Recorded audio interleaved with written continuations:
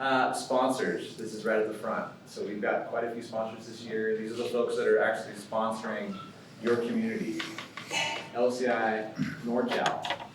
And we're almost at 2 pages worth of sponsors on here. So if you're a sponsor and you're in this room today, we just want to say how much we appreciate you.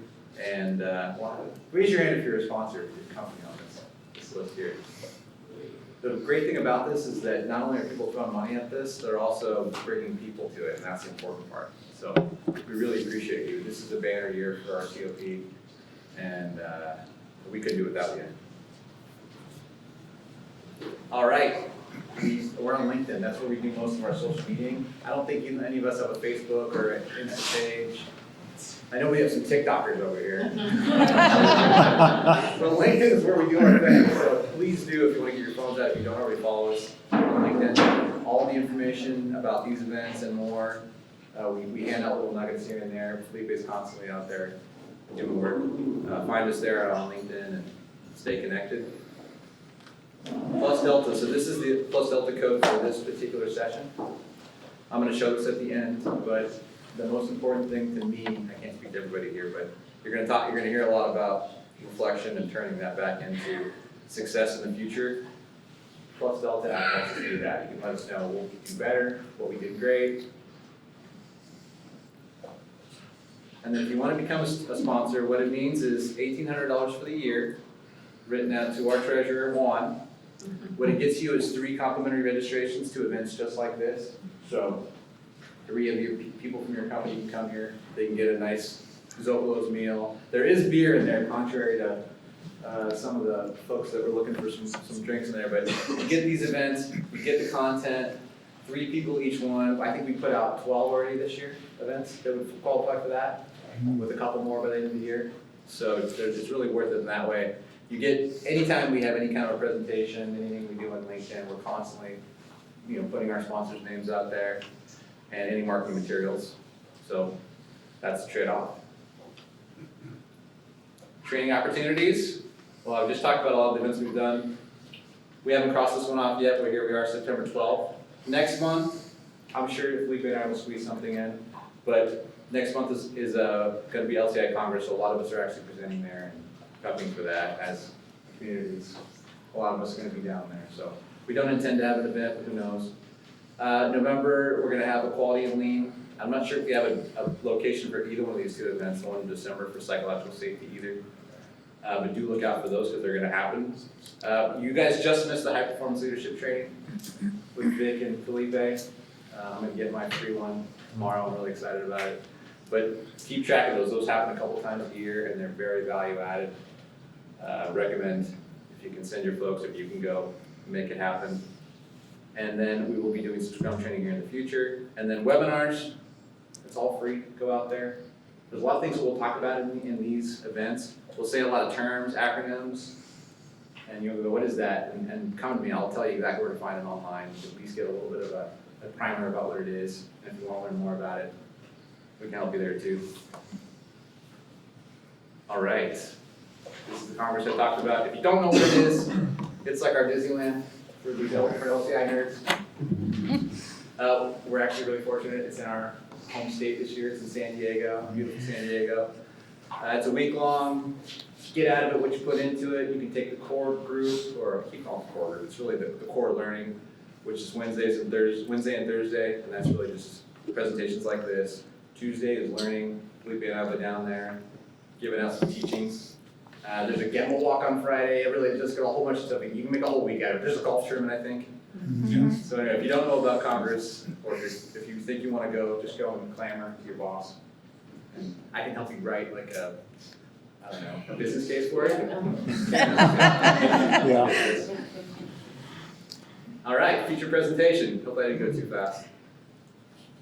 See, now AI can write that business case for you. Exactly. Oh, there you go. Why would I Yeah. have that? Have I learned nothing from the AI trainings I've gotten?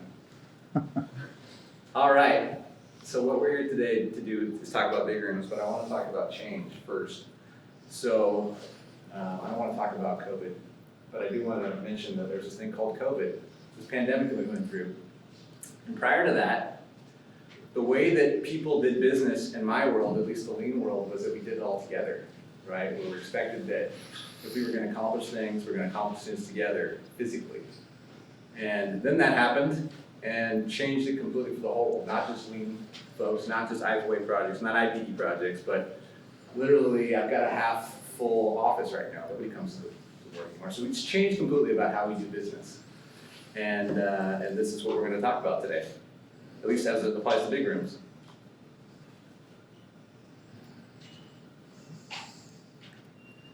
I love this little one. Yeah. It's usually really loud. Try standing on one foot. There There you go. Because I watch this wire here. Yeah. Adapt. So folks, high performing teams, they adapt, right? You get a challenge, your job is to make it work for you in some way. Maybe it hurts for a little bit, but you learn from it, you improve from it. When we were meeting in person, it was great, it was very easy, we all knew we were gonna be there, we all had an agenda we needed to follow, we had a common goal. This happens, we have to adapt. At the time, we had Zoom, we had like 3 different things we used, our kids did school at home. So we at work did it at home too. Construction's a little bit different. You know, we go from, we're putting rebar on the ground on one of these projects, and it's like, you can't do it, right? You just 6 feet apart, even though we're outside, it just changed everything. So we're gonna talk about how it changed the way we do office work, but obviously it was a big, big change to the community.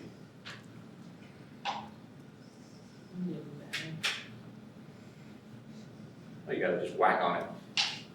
All right, so I realized while we're putting together this presentation, I'm just a moderator, by the way. People might not know what a big room is. And I got sad, because if you don't know what a big room is, I really hope you do someday. But I'm gonna explain what it is. So this is right out of leanconstruction.org. I didn't make this up. So the big room comes from a word called abeya. It's a Japanese word. A lot of terms of lean come from Japanese. But what it means is to bring key individuals together to speed communication and decision making. This is a big deal. And to reduce the siloed thinking and approaches. So you can have a lot of people solve a lot of problems by themselves, but it doesn't optimize the whole. Big room refers to the approach rather than this physical space where these discussions occur. So we're saying big room, it sounds like a physical area, but as you're gonna find out today, it's really about the team. So simply co-locating in a room or holding a meeting is not sufficient to be considered a big room, right? So just because you all got 20 people together in a room and had a meeting, didn't make it a big room. I'm just gonna keep banging it, Karen. I'm gonna go to my mouse in a second. All right, so I'm up here with 4 of my friends, okay? The folks up here have lived through, they've been doing this for a really long time, and they've lived through this pandemic we talked about. They were high performing before it. The pandemic happened, they were challenged, they were high performing after. And so all the pluses and deltas that they've gained over the years since then, and before then, are our gain. We're gonna learn from them today. And really, I told you what a big room is, I didn't tell you what a hybrid big room is. A hybrid big room just means you've got some people that are physically there and some people that are maybe online. Hopefully they're online, sometimes they're on a telephone, which is not great, but that's the world we're in, right? People are driving to and from. Some people are there, some people are not there, they're over a phone or telecommunication. All right, this is the reality. Hybrid is really difficult. They're really inefficient. And that's probably why, hopefully a lot of you showed up today because you're like, I want to learn from you guys because we could be doing this better. And I experience it every day. They're really inefficient. There's a disconnection between the people who are there and the people who are not there or online. Accountability goes down because you're not there in the live environment, right? There's a lot of things that happen with body language and eye contact. And when I make a commitment to Chip, when I'm right there, like he knows, okay, Tom's gonna do that thing, or at least he looked at me in front of everybody and said he was gonna do it. When you're online, you can kind of like scoot around these things and we start using language we're not supposed to use in a lean world. We over-invite because it's easy. I can very easily flip an invite to somebody for a Teams meeting. It's not a big deal, right? But if I'm asking you to get your car and drive down to Elk Grove, if I'm an owner, I have to pay for that, so, so it has to be, we have to be intentional about it, right? So we just over-invite, and then we got a bunch of people there burning hours, even though they didn't drive there, they're on the phone, they're still clocking hours, but they may not be adding value. And then lastly, it's really tough for people to facilitate, right? And a lot of these big rooms are facilitated by one person, and if they're not efficient, a lot of times those people they're like got the whole meeting on their shoulders, when that's not the way it's supposed to work. And we're gonna find out how we do that better today. But it's really tough to facilitate when you've got some people you can look in the eyes and some people that are up the speaker somewhere. I'm really lucky I don't have any slides after this. All right, Jeffrey, get me on the thing.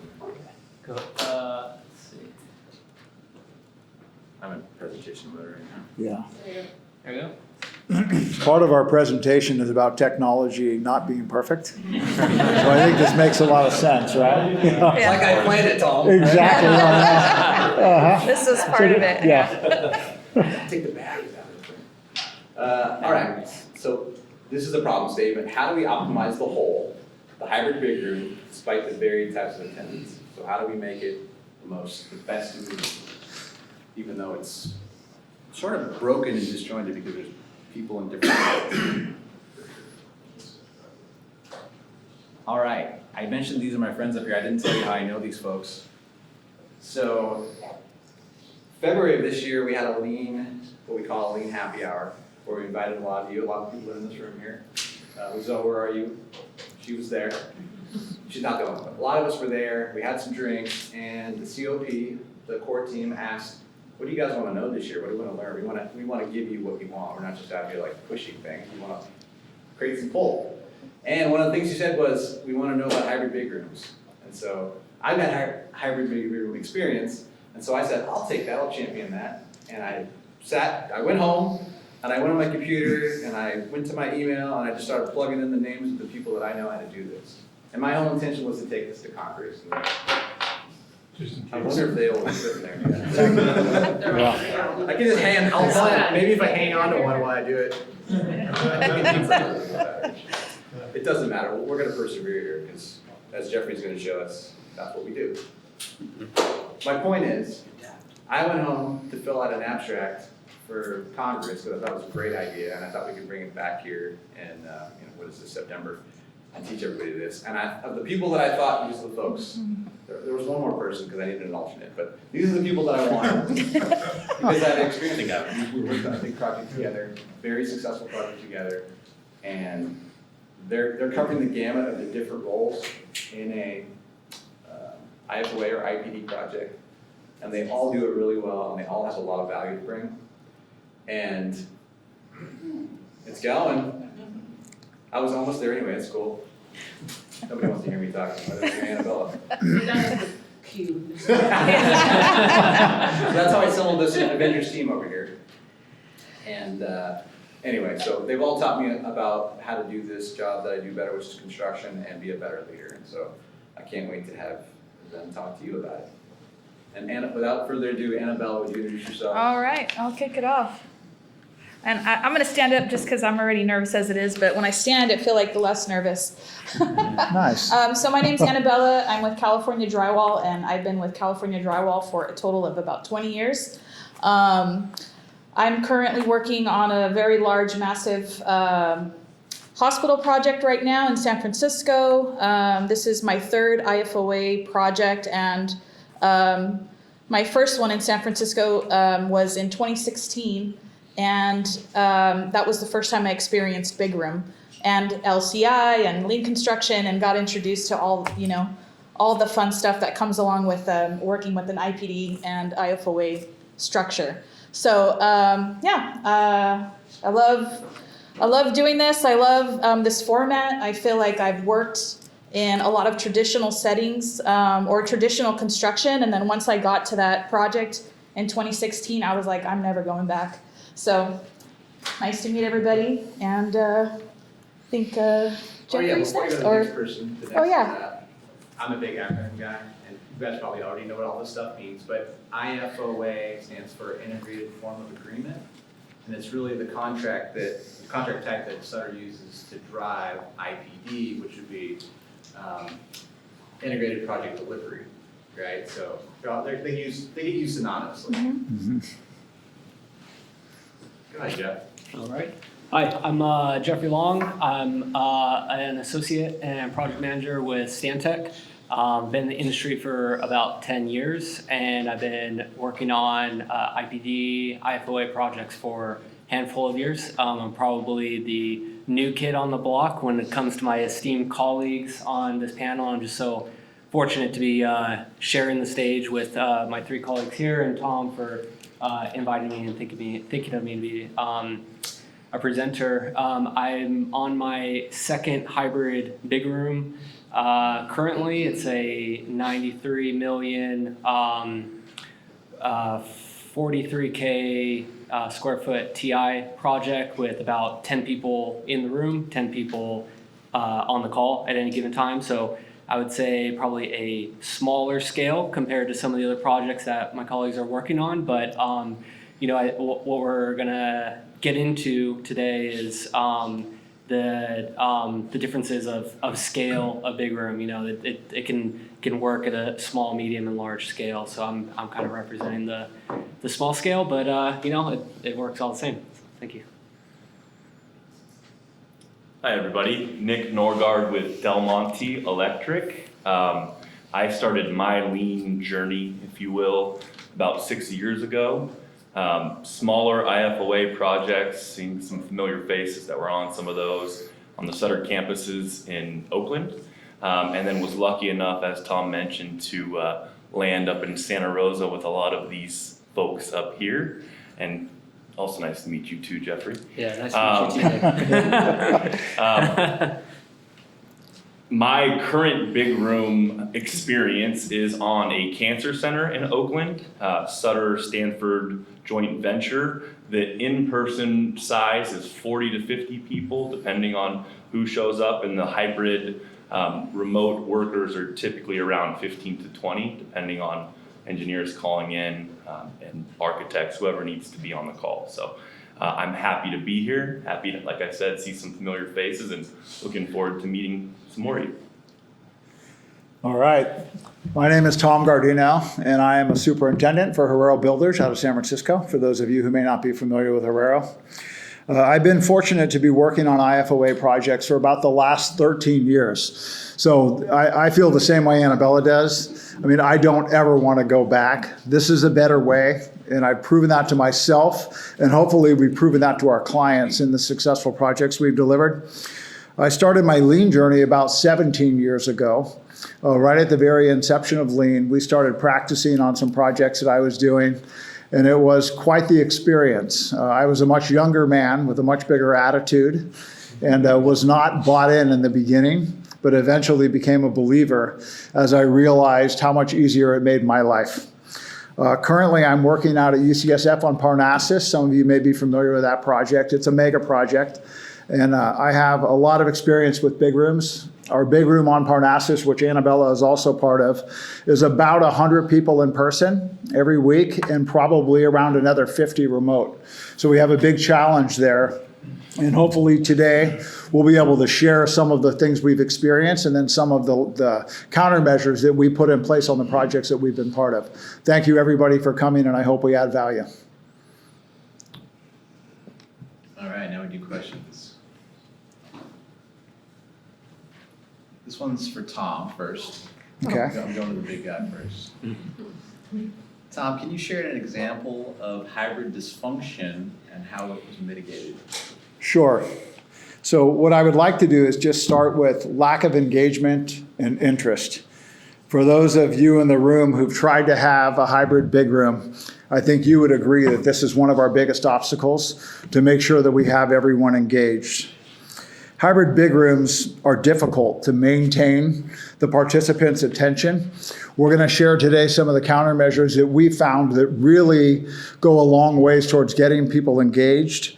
I personally believe that the agendas and the discussion topics in a hybrid big room need to be very carefully selected and need to be focused on adding value for the project.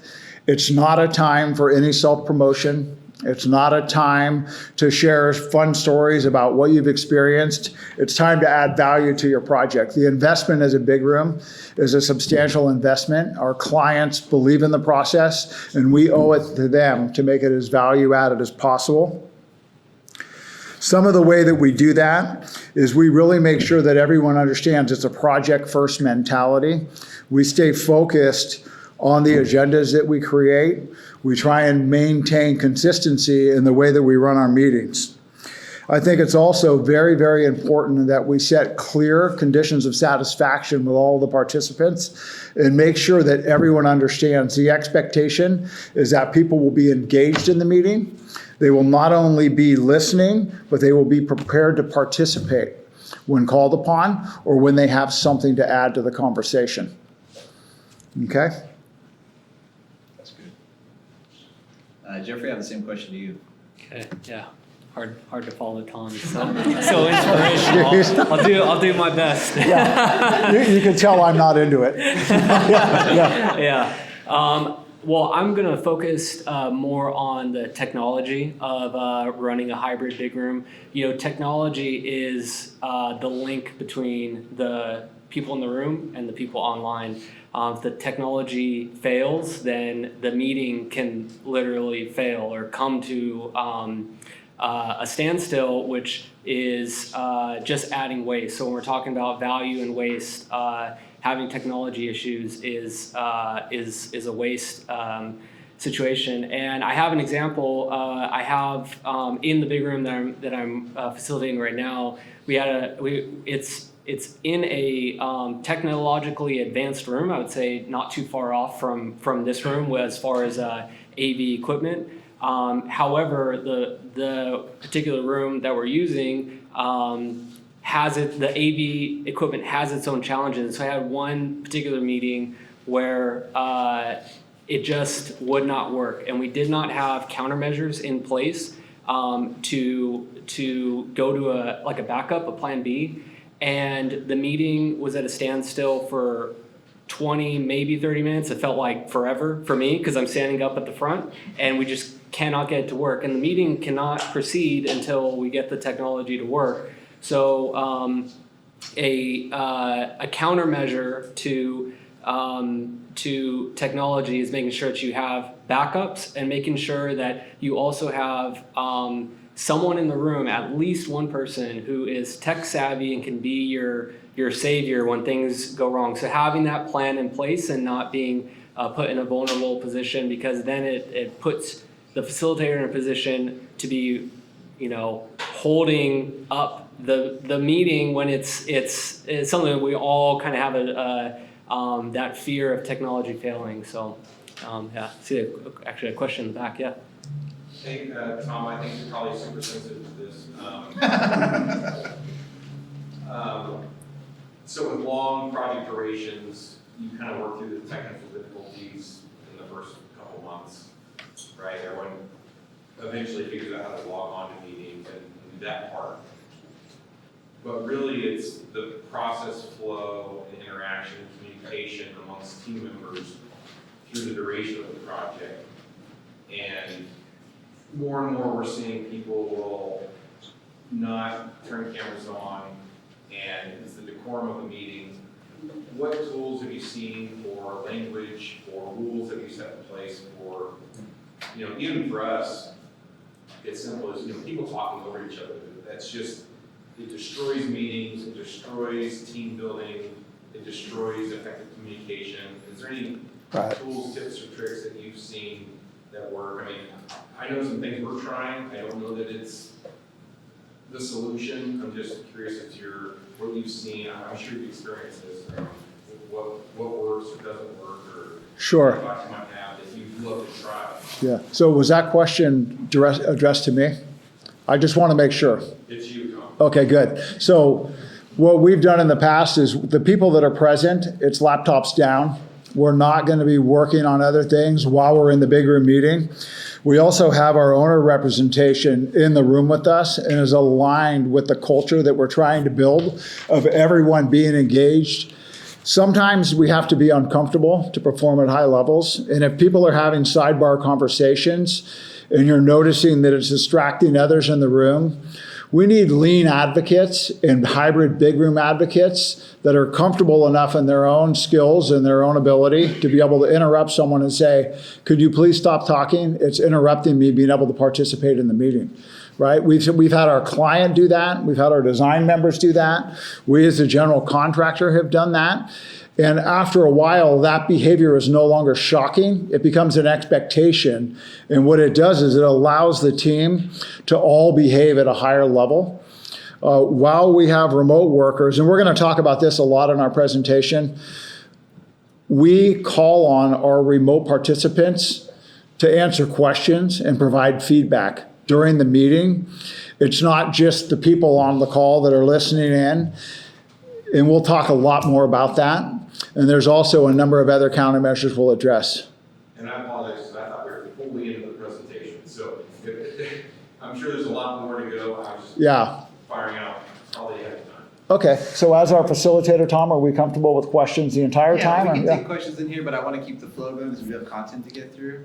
But if we could, just because, again, I think the things that Tom was saying is correct. We have some responses from some other team Yeah, members. I was trying to be really careful not to present someone else's material there. But we are going to cover a number of those things, And yeah. this might have Yeah. we're practicing for LCI, so. Yeah. Right, You right. may learn that no questions or hold questions Yeah, we won't- or what you wanna do, right? We'll be saving questions. We'll have an actual moderator Right. in San Diego, and we'll be having questions after we'll have a Q&A. So maybe ask them and you can hold them Yeah, we can. Sure. for later. Okay, We have more time to do. as long as I'm not expected to remember them. All right, let's All right. keep going, because we might answer the things that people want to know. All right, this is a question from Nick. How does the culture of the project play into the hybrid big room collaboration? And give me an example or multiple examples, please. Yeah, look, I mean, culture is the reason why I go back to our office on our Friday operations meetings and sing to anybody that will listen that I really hope that all of our people get to experience what IFOA and IPD has to offer, right? We're no longer putting the gloves on in the morning. We're going excited to go to a project in the morning, ready to work together because we know we're all marching toward the same finish line, right? So culture is important anywhere, right? Yes, in an IPD job especially, but within our companies everywhere, right? So big room is a space where culture, Tom kind of alluded to some of it, where culture can get tested, right? One conversation is something that comes to mind where you were mentioning earlier, right? Where that's uncomfortable, right? Or we're talking about very difficult experience that are happening on a job and issues are coming up. Well, culture matters, right? Culture is hard to pull into a hybrid situation with remote workers. So we had to find ways, I'll go back to COVID, right? To get creative, right? How do you build culture with people who are online, who aren't in the room, right? Icebreakers are easy enough.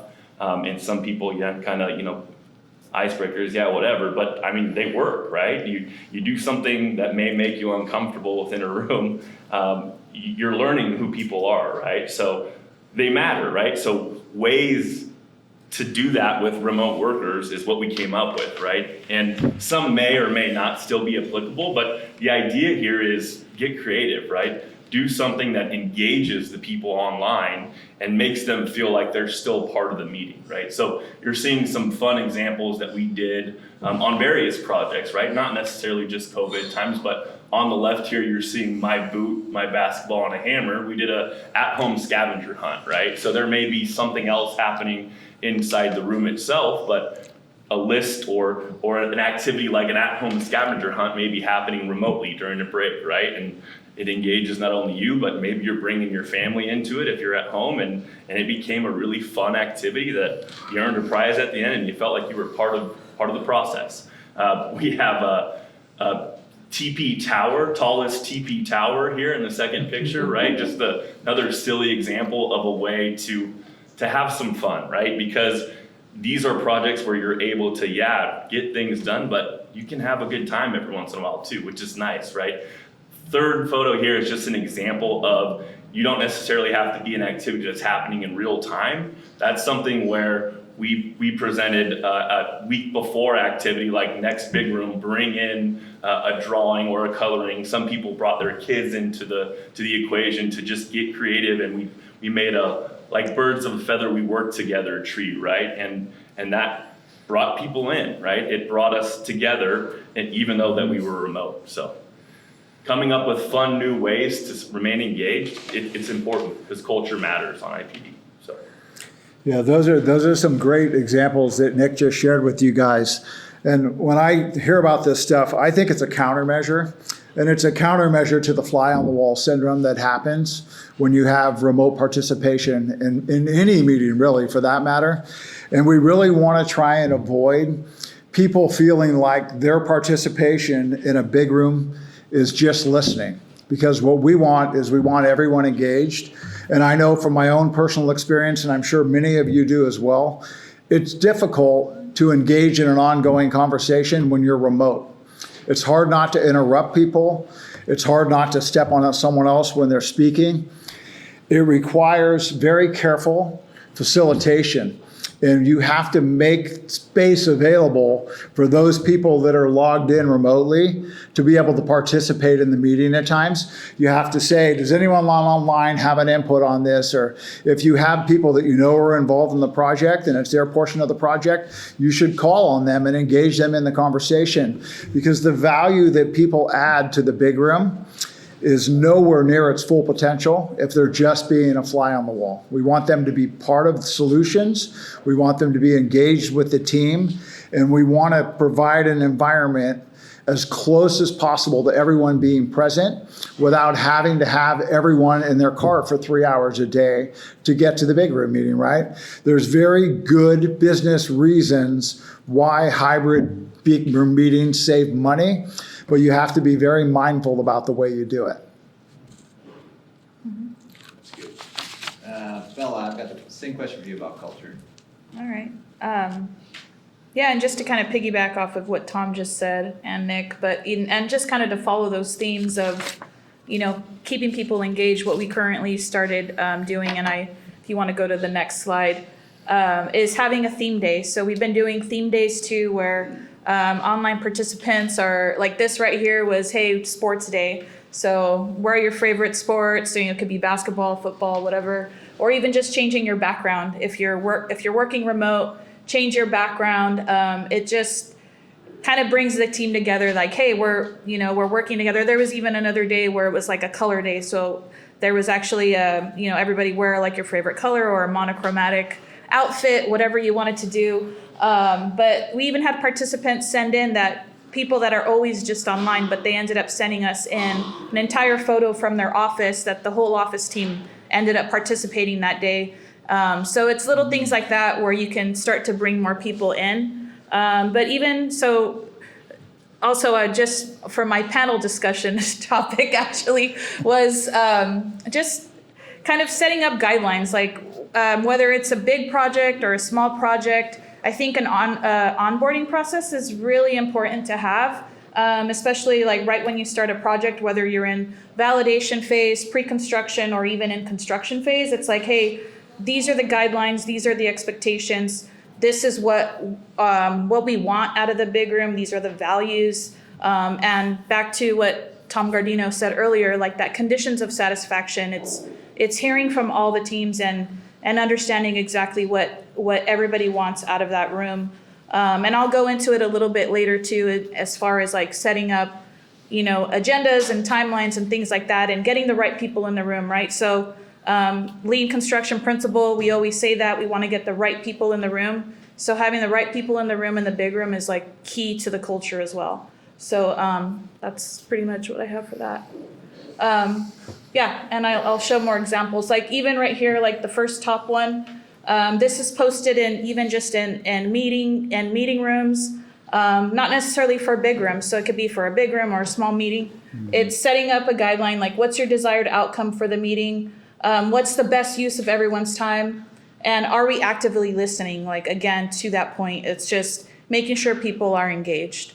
But yeah, I'll go back to this slide a lot.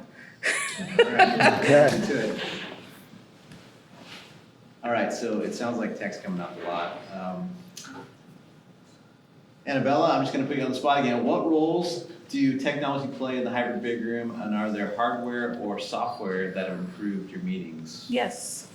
So yeah, maybe go back to that slide again, I guess. I have the technology. Yep. Thanks to Karen. So I really love this one too, is like setting roles for facilitation. And one thing that's been really effective is, say for example, you have different trades. Another part of that culture and bringing people in at the expectation portion of it, it's like, hey, you're expected to run a big room. You know, your team is responsible for being a facilitator, having a scribe, monitoring the chat, seeing whose hands raised to speak.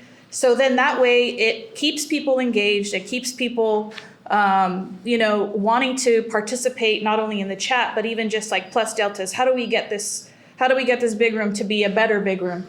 And just this too, it gives others a chance to lead and learn by practice. So sometimes you'll have people that never have facilitated before, or maybe it's an intern that you have for the summer. And it's, hey, we're gonna have you facilitate. We know this is a big job, but at the same time, it's practice for them too. So it's also like utilizing that time in the big room as a learning opportunity for people to facilitate, because all they're really doing is following agenda, right? I mean, that's not really that hard to do. Right.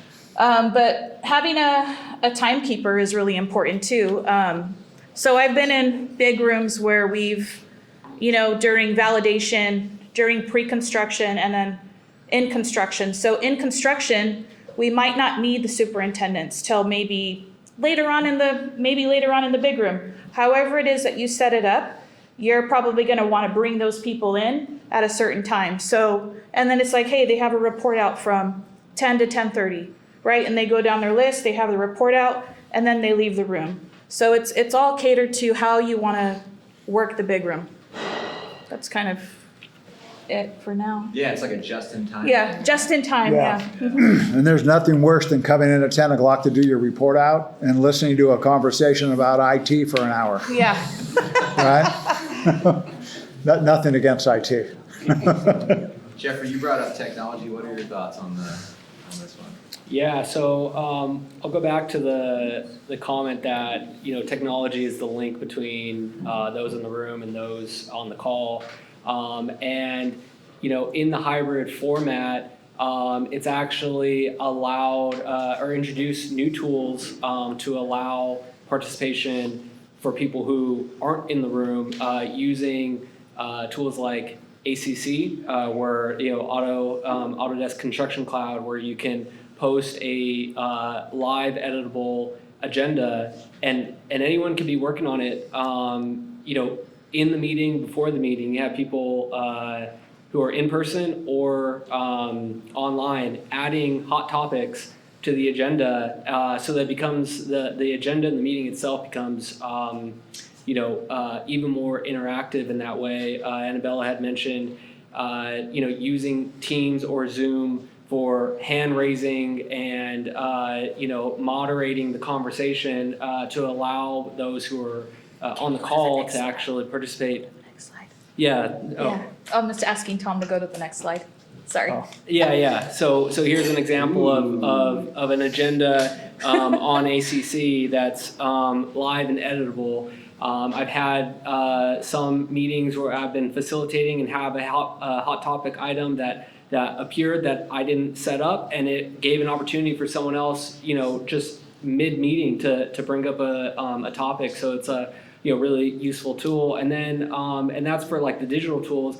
Then there's the hardware, which is of course scalable based on the participants and the room itself. So like in my big room, which is a little bit smaller, I can use this $50 J5 create camera, and I can actually put it on the people who are talking in the room, as well as like a Bluetooth speaker, Poly Sync 20. So this is like really low tech software or hardware that can get participation for everyone who's participating. But then if you go to a much larger scale big room like Tom and Annabella, if you go to the next slide, you can see they've got over 100 people that they've got to accommodate. So of course this technology isn't going to work. So then But I can tell you, they've had to use it when the other stuff didn't work. Yeah. That's plan B. That's a Yeah. great example of the countermeasure Plan B. where you can have the most technologically advanced room, Yeah.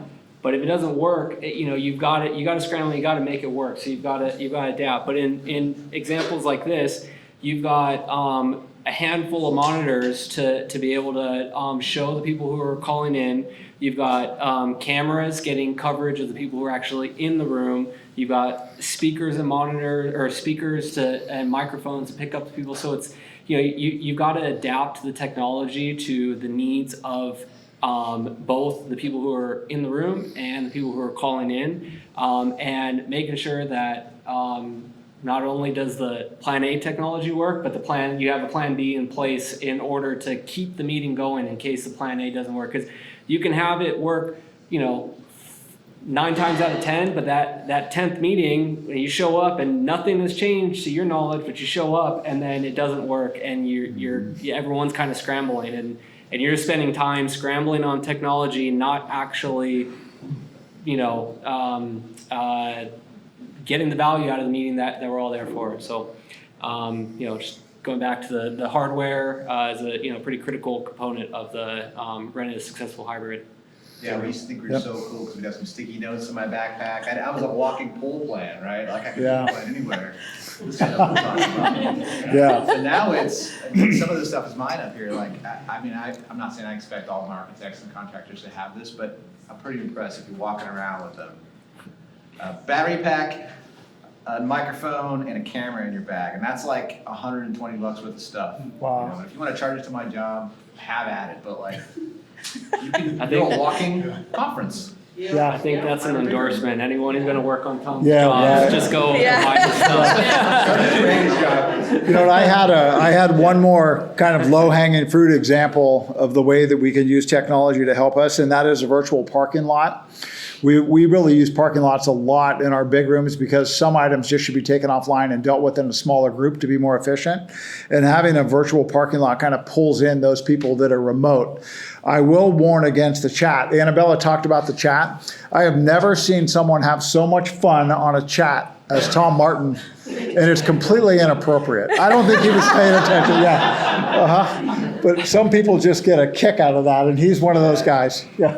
That's great. I get bored, I'm sorry. Yeah. But at least I'm engaged. So explain the virtual parking. Well, there'll be conversations in the chat that. No, parking lot, the parking lot. Oh, I'm sorry. Yeah. So if you're in your big room. Don't tell me what not to do. I really wanted to spread the dirt on Tom, but yeah. So if you're talking about something that requires 3 or 4 members of your big room to have an in-depth conversation on that's clearly going to take more than a few minutes, what we will do is we will parking lot an item. We have a scribe in the room and virtually that will enter the item into the parking lot. And then towards the conclusion of the big room, we will assign a single point of accountability and then ask them to have a breakout and resolve that issue and report back to the team. That's how we would define parking lot. I didn't know you were using a tool to Are say. you using Mural, or is there Yeah, something you're yeah. using where you put Oh, them? no, Yeah. it's simply in the room, it's a physical whiteboard, and online, it's simply just a list of items that need to be parking lotted.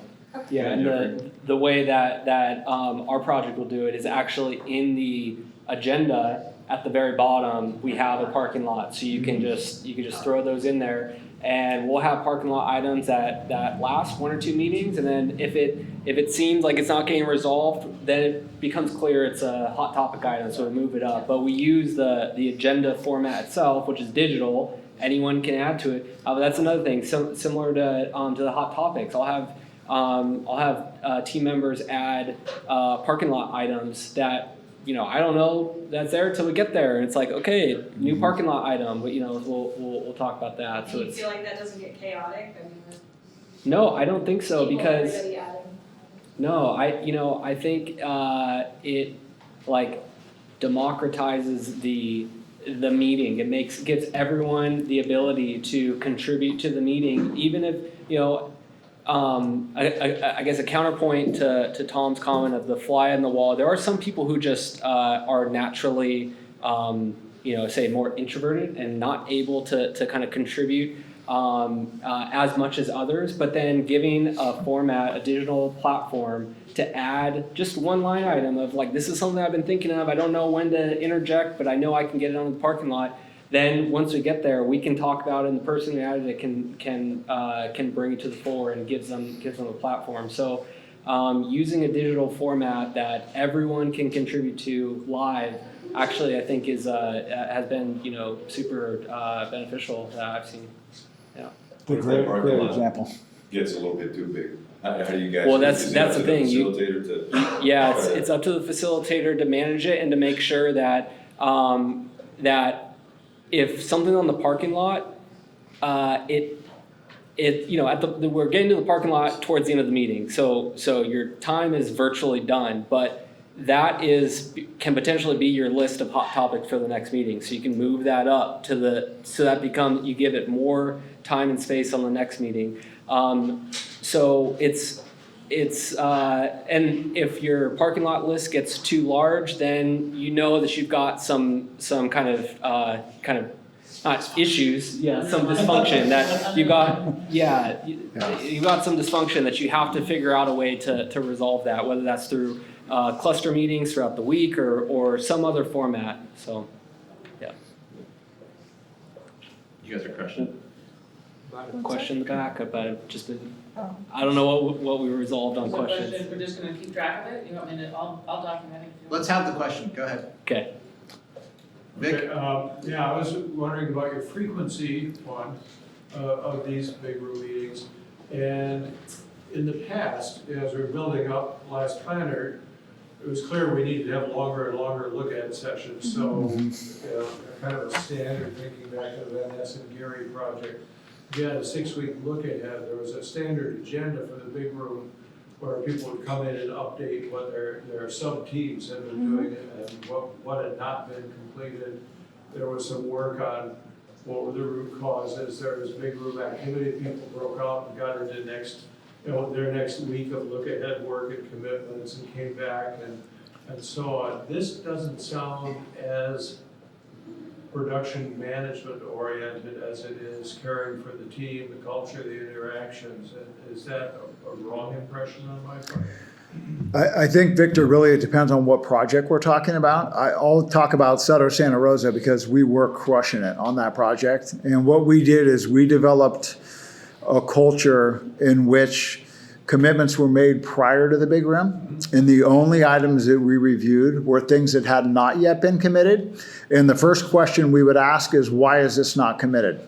And if someone had a constraint surrounding an item that showed to be done in the next week's weekly work plan, that constraint was swarmed with the people that were in the big room, and we had to resolve that issue prior to the end of the day. We were able to achieve very high commitment levels very consistently because of that culture. And a lot of it had to do, and I'm going to give Sutter Health a lot of credit, they took a lot of the members of the team from the Van Ness and Gary project and the Mission Bernal project, and they awarded us our next project, which was the Sutter Santa Rosa project. So our team hit the ground running. We were very comfortable with each other. We understood what it meant to be challenged and to challenge others in a respectful and positive way. And we had very high expectations for that project. So we set the bar really, really high. We had good representation from Sutter on site on a daily basis. And the big rooms were very, very disciplined. We're going to talk more about discipline. But I mean, what you're describing is exactly what happens. And if you don't do that proactive work ahead of time, you will bog down. You need a short list of items that are uncommitted in order to get through it in a timely manner with a group that large. And if you evolve to a standard work kind of practice. Totally, yes. Where what you're working on is variations from standard. Exactly. And anomalies and things like that. Yeah. And if I could, we're talking about big rooms today, because that's what we got out of Lean Happy Hour back in February, was about big rooms. It's the most important meeting of your week, but we wouldn't have the kind of success that Tom was talking about there if we didn't have the same discipline going into our cluster groups. And just the way that that project had a lot of things that were very disciplined that helped us in the long run. Like we had a daily check-in every day, and we talked about constraints in there, and everybody is acutely aware of like what were the things that were holding team members up, and we were always like, going in there to like just stuff those things out, right? Yeah. And that the process that we had in place was developed over time and got us there. But yeah, this is just talking about big groups. There's a whole bunch of things that go back into it too. Yeah, I could remember telling my superintendents, you have items that need to be committed before the big room. I would go in at 6 a.m, I would open up the plan and look for anything that wasn't committed. And I would say, what do you want to do about this? And they would say, well, I don't know. And I would say, either we resolve this morning, or you can answer this question in front of 60 people in the big room. What do you want to do? And then they would work with me to either replan the work to show the way the work is going to be consumed, or they would make the commitment and provide the resources to get the work done. Yeah, it was, I almost feel like it was that 4-leaf clover. And adjust durations too. I've gotten a lot of phone calls. Can Yeah, exactly. Can you go Yeah. down to like 4 days instead of 5? Yeah, it's a great question, Victor. Yeah. Yeah. It's really interesting to me from an evolutionary standpoint to see where Yeah. we're arriving at now. Yeah. So that's great. Yeah. You had your hand up earlier. Yeah, so I've heard the term facilitator a few times, and I'm also hearing Tom talk about the pressure of a big room, and from my experience in a big room, the pressure comes in when you're updating schedules and doing last planner, and that independent third-party person is just nailing you. What has your experience been as far as is there a consistent facilitator? Is that third party? Is that a person in the core group? Is that I think that's it. Yeah. Is that rolling person? What is? I guess maybe everyone define what facilitator means to you. Is that different from schedule updates from the normal week? Yeah, I think that's a great question, and we never had a third-party facilitator. And Annabella even alluded to the fact that we had junior people on our staff facilitate our big rooms, but it didn't mean there wasn't 10 or 15 people in that room that were lean champions and lean advocates that would call people out and making sure they were making clear requests and they were receiving conditions of satisfaction and agreeing upon those. We were making sure that when people had a conversation, it was clear what the deliverables were and that there was a deadline provided. We were literally embracing all of the things we talk about in the way that we're supposed to impose lean techniques. It allowed us to use junior people to just run through that agenda, which was very consistent week after week. We had timekeepers in the room. It was almost like a shared responsibility, but the idea of making sure the team stayed focused, stayed engaged, and stayed disciplined really was a shared responsibility from a number of the leaders in the room. And because they had done previous lean projects, they understood what the expectation was and really helped each other to be able to do that. So I'm gonna dog pile on top of that. So Okay. that takes, I can imagine on long projects, I've only been part of one, Yeah, that takes constant reinvigoration and commitment to mission and purpose. You can't just set that once at the beginning of the job, in 3 years, Right. you're just still humming through. What did the re-engagement and recommitment, whether it be daily, weekly, monthly, yearly, quarterly, look like? Yeah, we'll put a pin on that one. Making sure people were focused on, chasing the purpose, the mission bigger than yourself. What did that look like? I So, wanted to share this to everybody, but let's go to the next one. We're not Sure. gonna do a I'll bonus. save that question as sure. for later. That's Okay. gonna be a deep one, right? And there's a lot of different people at the panel here that have different perspectives. I will retract my question. No. no. I have it here and. It's a good one, yeah. I'll just let everybody know. Parking lot. Parking lot. Parking lot, yeah. Parking lot. Parking lot. There you go. This is fantastic, though. The idea here is that this, and the It's a good reason, practice, right? it's not just the good Zobolos over there. It's about this allowing us to run through our presentation, but also get this feedback from the group so we can push it back into the final. And we wanted this to be a dialogue, so we really appreciate it. Anybody who has questions, we have plenty of time to do this. We have got one more actual question we want to get through, and then we can open it up to a little round robin. All right, we've been talking about technology a lot. It doesn't have to be technology. But Tom, I want to ask you if you've seen a tool that we've added or removed from the hybrid big room Sure. that didn't exist or may have existed during the traditional big room of the past? Okay, so my example of such a tool is vPlanner Pool. vPlanner was our project controller on the Sutter Santa Rosa project we've been talking a lot about. We were using it to run the last planner system. We understood vPlanner and we're familiar with the way it looked, right? We were very comfortable in vPlanner. Right around the time COVID broke out, the makers of vPlanner introduced a new module in their software called vPlanner Pool.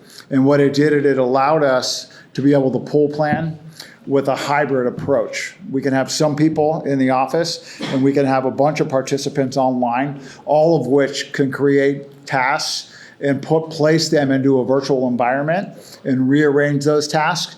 It was a really, really powerful tool. It was awkward. Probably the first 2 or 3 pool plans that we tried to do were not very smooth. They were not very refined when we completed. We had to do a lot of work afterwards, rearranging things and then sending them out for alignment and concurrence. But as time went on, we got more and more comfortable with that process, and people would come to the vPlanner pool meetings to do a pool plan on a certain portion of the work, and they would have all their tasks pre-populated. They would dump them onto the screen, the shared screen where we can all see virtually, and then we would fill in all of the other work around that. Very, very powerful tool. I think it is, in my mind, the next best thing to being all there in person. But once again, when you think about the investment it takes to drive the project sometimes and to get all the right participants involved in the conversation, there's a huge advantage to being able to engage virtually as well. So I think that offsets the value of the entire in-person community. That's an example of it right there. It doesn't tell the whole story because you might be familiar with vPlanner, but it's just a simplified version that you can, like you said, Yep. you can treat in the way that you would traditional sticky notes. How about you, Nick? What are your thoughts on tools that? Yeah, lighten the mood a little bit from last planner. So, go to the next slide, Tom. I just get to be the fun guy today. Yeah, So, there you go. These are just some really simple but effective tools for pulling people back in, which is something that I was talking about earlier, right? We always had trouble at the end of a break getting people to come back, especially remotely, right? So insert a silly timer where it's 10 minutes, that's your break, right? And at the end of 10 minutes, the winner is gonna be the facilitator for next week, right? Or you spin the wheel of facilitation or spin the wheel of stretch and flex, whatever you want it to be, right? To make sure people who are remote are like, oh, I gotta be here to see if maybe I'm showing up next week, right? If you're gonna be the facilitator. So fun, easy tools to keep people engaged, right? Sometimes it was at the end of the race, you get a gift card, you get a meal that someone's gonna send to your house, right?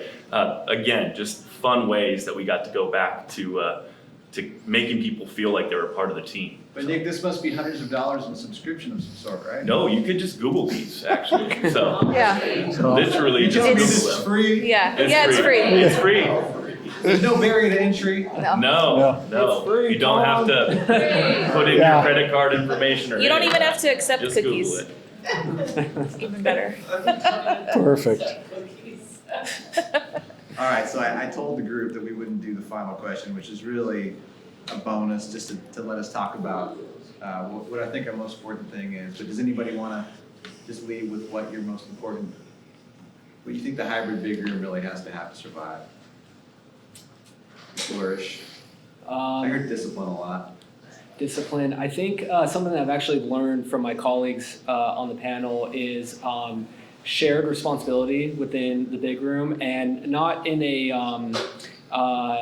like being able to give roles and responsibilities to others and rotate those roles and responsibilities so that the big room becomes not just kind of a central focus on like a few key people, but you can actually have many people participating in many different ways in the meeting, both in person and online. I think the way that I've experienced big rooms is more of kind of a singular focus, but what I've learned from my colleagues is that there's kind of subtasks that can be divvied out to people, and it can actually bring people into the meeting in different ways. So I think that's a cultural component of big room, but I think it really flourishes in a hybrid setting where you can give responsibilities to those who are online to kind of keep them engaged, and a timekeeper that's online is going to be paying attention a lot more than if they're not a timekeeper, so to speak. So I think just the aspect of shared responsibility in a big room is a really powerful concept. That's great, Jeffrey. Well said. Love that. This is the Q&A part. It's almost as important as the presentation, is the Q&A, right? All right, so one parking lot question. Go for it, I'm Ken. gonna paraphrase, that in a long-term project, you obviously can't start at the beginning of the project and only once get people engaged in the culture and determine how you're gonna get people involved. What do you do to ensure that through the duration of a long-term project, you keep people engaged and everything moving in the way you want it to? Is that your question? Yeah, I mean, Yeah. these jobs are 2, 3, 4 years, from napkin sketch to completion. It's, culture's a very soft word, you gotta have mission and Yeah. purpose. So I'll use a different phrase, and some may think I'm oversimplifying, but I am a big believer in peer pressure. And I feel like if you could get a team to focus on all holding each other accountable, the work of the general contractor becomes very, very different. The general contractor gets to focus on making work available and making sure that the flow of work doesn't get interrupted. And the team focuses on following the plan, right? We were fortunate enough on the project that we've been talking about to have a pre-construction period in which we created a full production strategy, including our tack time areas. We planned out the entire project prior to starting structural steel. We did do the foundation before we finished our planning, but we had a complete production plan, which the entire team did collaboratively and all bought into and had shared ownership of. And it was really just a matter of keeping the team focused and disciplined enough to follow the plan. And there was deviations, and the plan changed from time to time when we found ourselves unable to keep up, or if we found areas we were actually improving on, we would adjust the plan so we didn't lose any opportunity to gain time. But it was really about discipline. I mean, I can't say enough about discipline. So bonus question. Yeah. So IFOA, IBD, right, that's Yep. more than just the contractor, that's the client, that's the design team sometimes. Yeah. How do you spread and influence that across those who don't have time and money as their traditional pressure points? How do you educate and work with them, and maybe it is just that, education, Yeah. to get them all in the same, everyone's rowing the same boat. Just, we're building a project now. Right. Design's over, but you're still on board designer, you're still on board Mr. and Mrs. Client. We're still in the same contract together, Right. taking them to the finish line. Yeah. If you're on an IFOA project and there's second and third tier subcontractors that are not part of that agreement, it is much more difficult to force them into having the type of discipline that you expect. Some of that can be created through peer pressure out in the field as you're installing work, but it is a challenge that needs to be overcome, and it's certainly a real challenge on our projects. The more people that we can get into a contract which incentivizes their ability to perform well and their ability to meet their commitments, the better off we are, and the easier it is to run the work and achieve the desired outcome. Yeah, I'm not going to say, oh, we just partner with them and talk them into it, because it doesn't always work.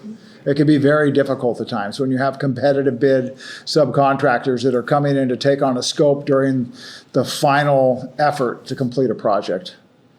Final. Yeah. Who would you remove? Who would you remove from that Who would I remove from the IFOA? I personally wouldn't remove anyone from the IFOA. I think if I had an option, I would add people to it. Yeah, I would give everyone an opportunity to overachieve and be compensated for it. I think it's a great way to motivate people. Yeah.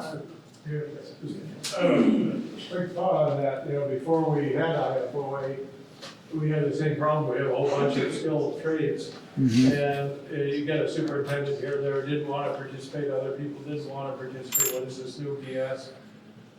One of the things that we did when we had all of these different, like, area teams within a site, working on different things, we got a little competition going for who could do better at their PPC, who could do better at getting their stuff done. And we would trade off and make the person that was head of that team, when we were doing our 1-week commitment plan, which was really 5 days of commitments, and the 6-week look ahead, we always had those people get up and walk through what the plan was for the next period of time. They took ownership for it, and you watch over a couple of weeks, them beginning when they had to explain it. If they didn't like it, they couldn't explain it very well, and it wasn't very good. So they really wanted to have something they felt proud of. So there's all these ways of engaging people in the actual work that really over time you begin to go pressure. When you reward people for doing it, that was pretty good. Keep going. I want to see what else you could do. Challenging that way. You can pull people in, like you're saying, Tom, at every level, there are people who want to step forward, want to do something meaningful, want to help the effort. You just need a chance to do it, and capability. Question Yeah, I'd about like to ask a question about kind of the physical layout of a big room, not literally. The last time I was involved with something similar to this was probably 20 years ago, where we had over 100 projects across the western United States. And once a week, we'd have a big room. Every team had 20 minutes to present their project, get a thumbs up, thumbs down, you're off the stage, virtually. And so that was like once a week. And the examples here, were they cameras on 8 to 5, 5 days a week, with a set agenda within the day that certain groups come together? Or is it once a week with a very distinct schedule from 7 a.m. all you do 5 p.m.? But Can you give me an example on how that let Jeffrey was start, put or together? Jeffrey, or somebody besides Tom, Jeffrey, or. Okay. Now you're making me feel self-conscious. Yeah. Yeah. No, only because it's gonna go back to Santa Rosa. Sure. So Jeffrey, go ahead and. Yeah, so for the project I'm supporting, it is a once a week commitment, and it's about 4-hour big room. It's actually now, as the project, because we're in the design phase, we're about to submit. Now the project is closest submitting, we've reduced it down to about 2 hours because that's the needs of the project. We have cluster meetings that are pulling out specific topics and specific issues throughout the week.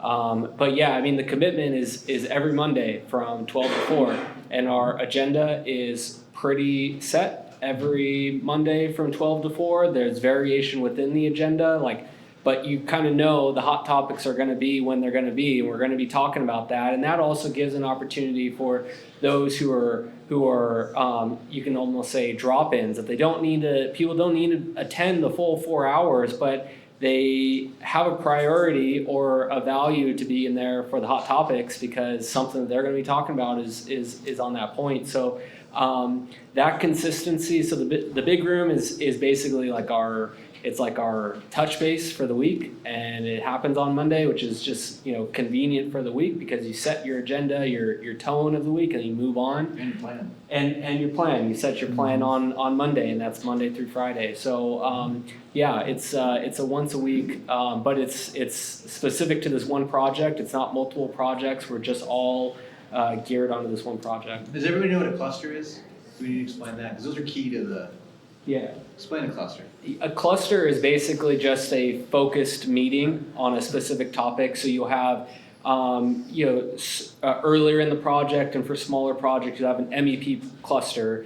We've as the design phase has moved along, we've gotten even more focused clusters. So we have a plumbing cluster just focusing on deck penetrations. We have, yeah, seriously. I'm just looking at Jake. Yeah, Jake's like, yeah, I know the plumbing cluster. With framing cluster, you know, so just they're very focused meetings. They're a half hour to an hour. Only have a handful of people who are involved on that particular topic, and then what comes out of those meetings feed back into the big room. So if there's a hot topic that we can't resolve in the cluster, it gets fed back into the big room, and we talk about it in a bigger group, or sometimes in a cluster we just don't have all the right people that we need. We realize we start talking about something, we're like, wait a minute, we actually need this other person, and we can't just call them right now, they're not on call. So then we fold it back into the big room. So it's kind of like all of these meetings work together. That's the way that it should work. Is that when you're kind of working in a really good flow, is you've got your big meeting and then all your little meetings, and they're all kind of, it's a feedback loop to kind of circle through the process. Yeah. And so some of the images that we saw up there, like large space with lots and lots of workstations, and the captions were cameras on, different camera locations. So Yeah. was it cameras on all the time, or was it again kind of a set time? Cameras on Well, between 4 and 12, and we have an agenda. This is definitely where the scale of the project and the scale of the room plays a difference. Like my project is like I said, 10 people in the room, 10 people on the call. So it's much more intimate on the project that we saw the example of. You got 100 people in the room and 45 people on the call, and I can't talk to that project, but I would assume there's different needs and different demands based on the scale of the project in the room. Yeah, to answer your question, it's cameras on during the meeting, right? While the agenda's happening, that's when cameras are on. That's the request and the expectation that we set. Okay, thank you. Go ahead. I just wanted, because since we're kind of on that, just to double down a little bit, because you're in design, and I think you guys are in construction for the big room, so just the dynamic between being in design and in construction. I'm in your stage right now where I'm getting closer into that construction phase. Yeah. So I think that's where you get a little bit more of like the ramp up of participants, because there's more, partners, trade partners that are getting involved. So just if you guys have some experience between the two of like how things start to really look different between design big room versus construction big room.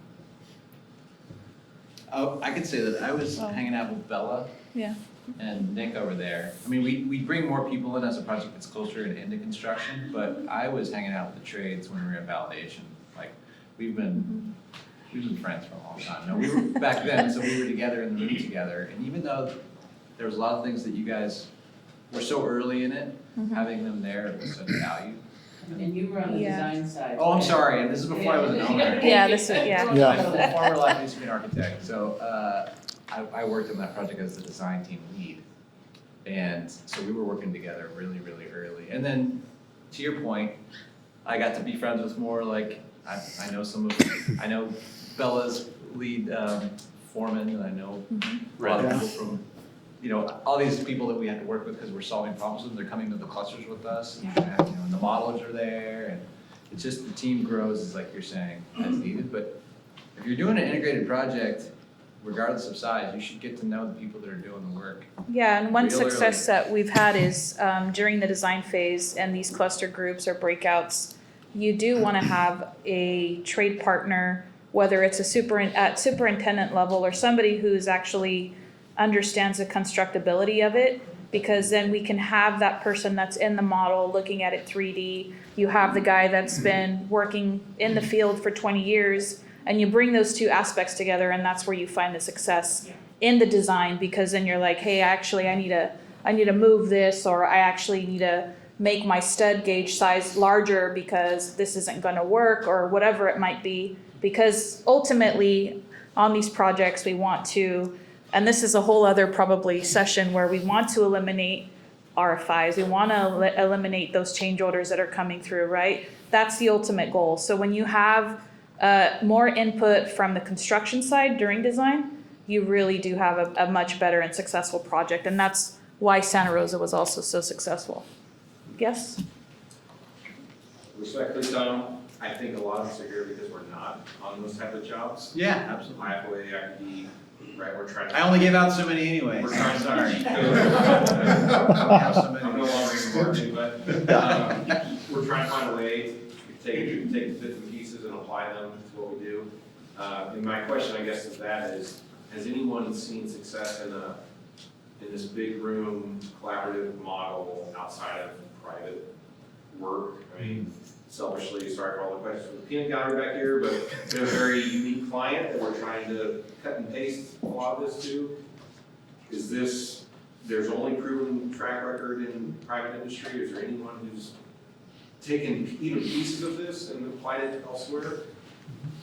Kind of forced it into their, I'm not gonna say hard, big contracts, but other types of contracts? Yeah. Because I know once you taste it, I've done one. I did a 4-year deal with Sutter. Right. And I loved it. I've been trying to recreate it ever since. But I'm hoping someone's had better success than I have. I started my lean journey, I've always been in healthcare, but I haven't always worked for this company. I've worked for other companies that were design bid build. And I had been trying to do the kind of stuff we're talking about here for like 10 years, and ever since I read The Toilet Away, right? And I started full planning and doing weekly work plans and all this stuff that as an architect, nobody was doing, right? Let alone some of the contractors I work with.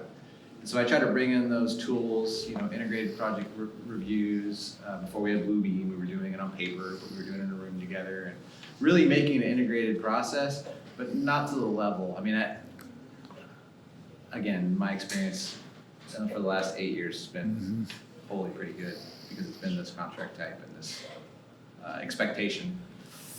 But yeah, it really takes, for even the least bit of success, everybody has to buy in, right? So it can't just be, general contractor.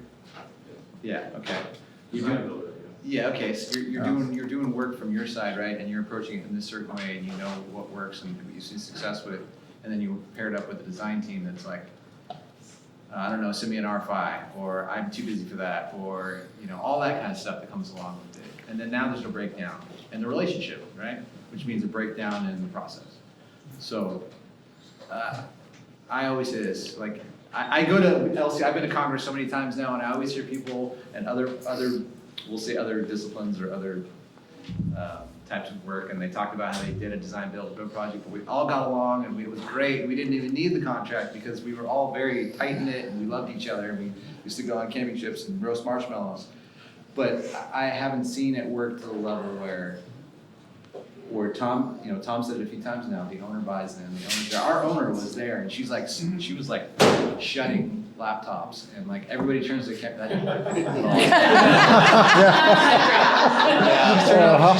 Everyone's turned your cameras on, and all that like discipline about how we're gonna meet the rules that Annabella talked about was bought in by everybody. Yeah.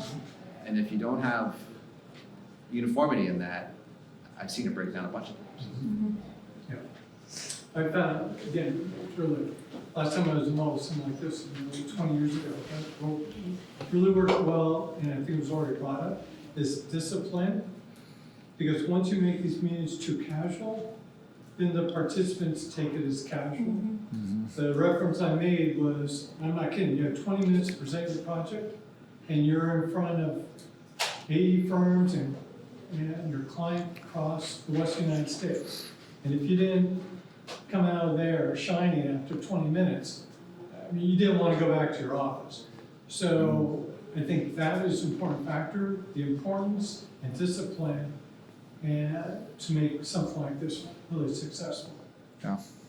We have fun though. Yeah. Like, I mean, Yeah, we did, yeah. It wasn't You have to have discipline. It wasn't BS. Yeah. The stuff that Nick was the fun guy today, because Nick is a fun guy.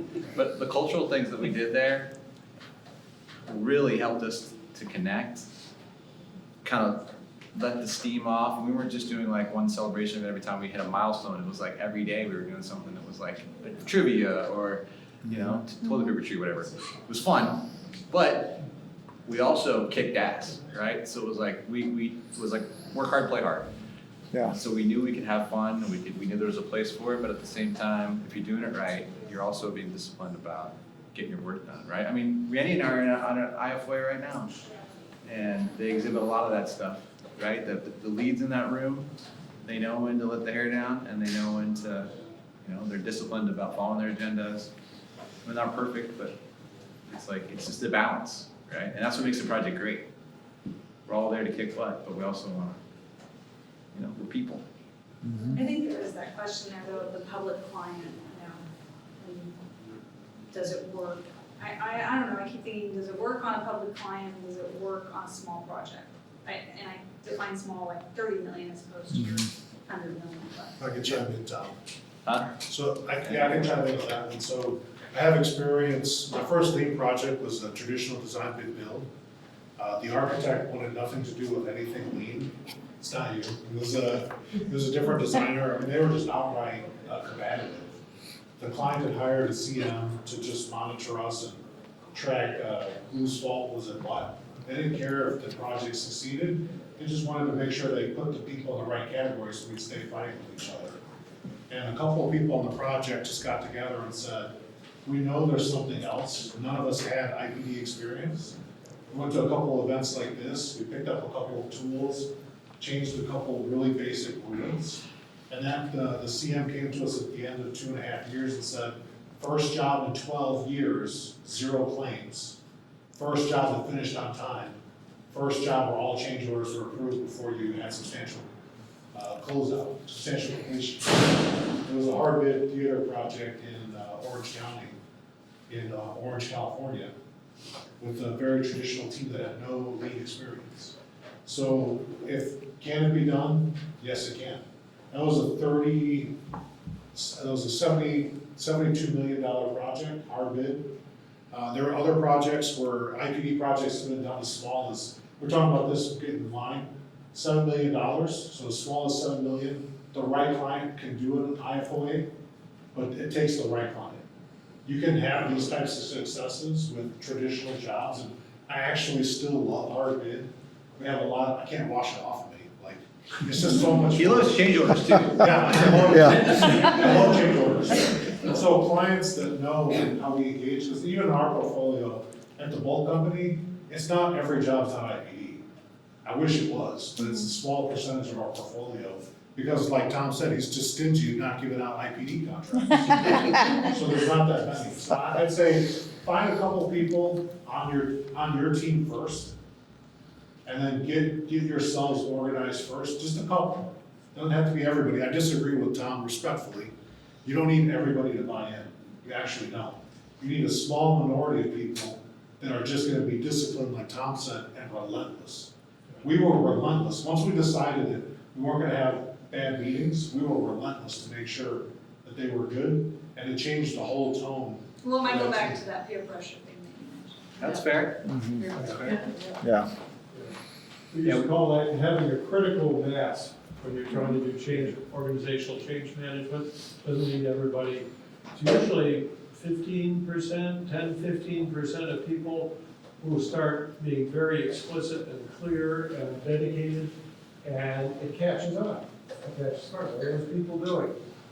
And most of us are not all that clear about what we're doing or what we really strongly believe in. You get a core group of people who are saying, we want this to be the kick-ass team, the greatest project we've ever been on. We're gonna try these things. Come on, don't hang back, let's do this. And it catches on. But you need that. Somebody has to take that leadership. I told everybody we were gonna wrap at 7:30.